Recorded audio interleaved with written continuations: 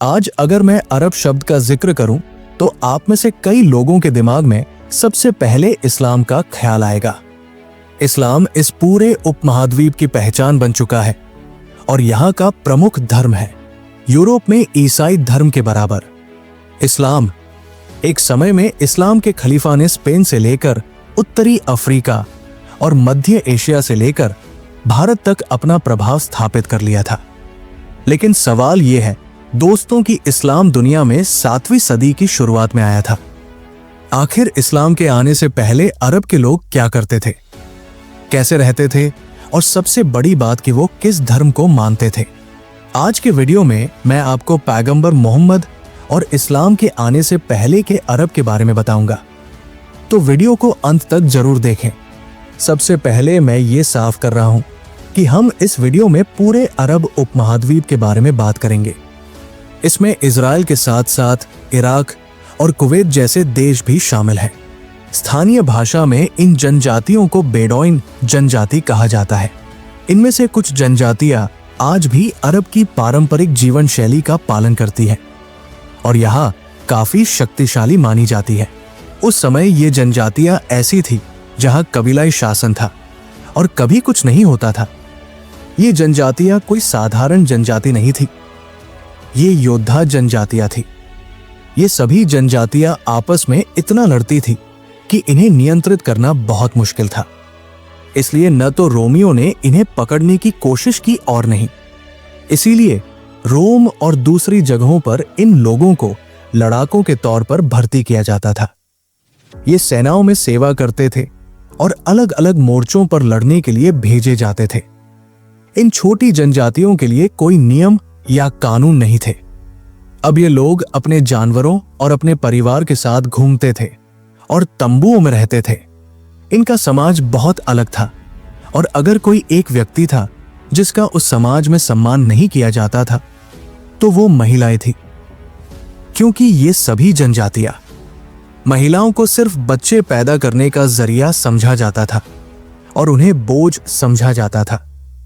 और अगर कोई युद्ध में हार जाता था तो महिलाओं को पकड़ना शर्मिंदगी की बात मानी जाती थी। हालांकि ऐसा दुनिया के बाकी हिस्सों में भी होता था।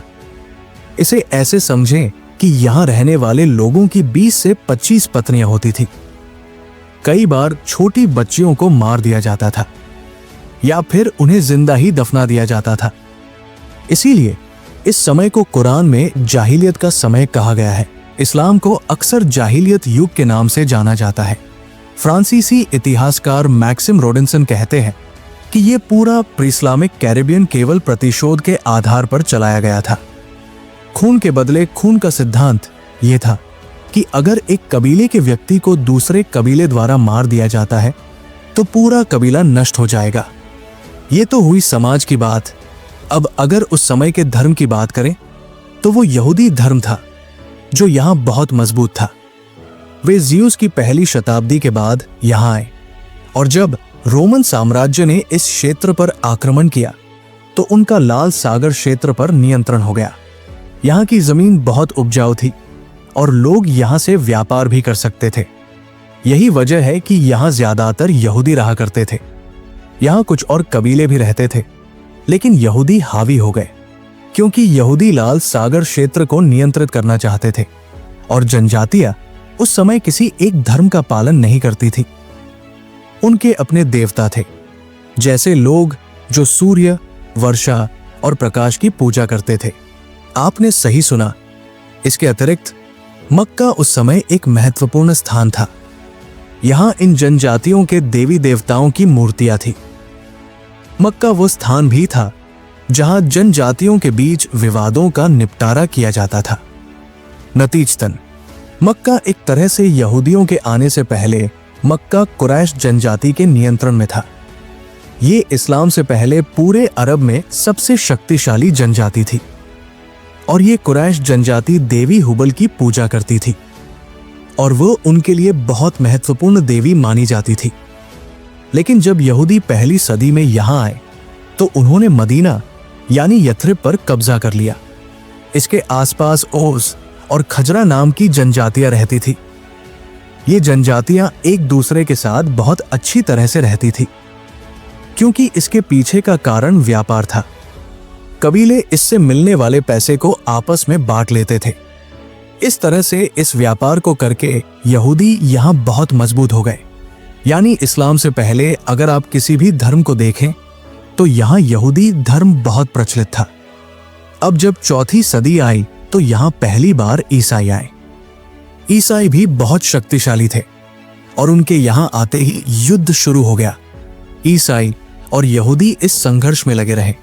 यहूदियों के पास मदीना पर नियंत्रण था और वे बेहद शक्तिशाली थे। अब चूंकि यहूदी अपने क्षेत्र में शक्तिशाली थे और सभी कबीले उनके व्यापार, अर्थव्यवस्था और खर्चों से जुड़े हुए थे, इसलिए उन्होंने यहूदियों का साथ दिया और इस तरह से ईसाइयों को हराया। फिर यहां इस्लाम आता है, पैगंबर मोहम्मद आते हैं। मक्का और मदीना एक यात्रा के जरिए जुड़े हैं, जिसे आज हम हज के नाम से जानते हैं। ये सब अपने आप में एक कहानी है। इस्लाम दुनिया में कैसे आया, ये भी अपने आप में एक कहानी है।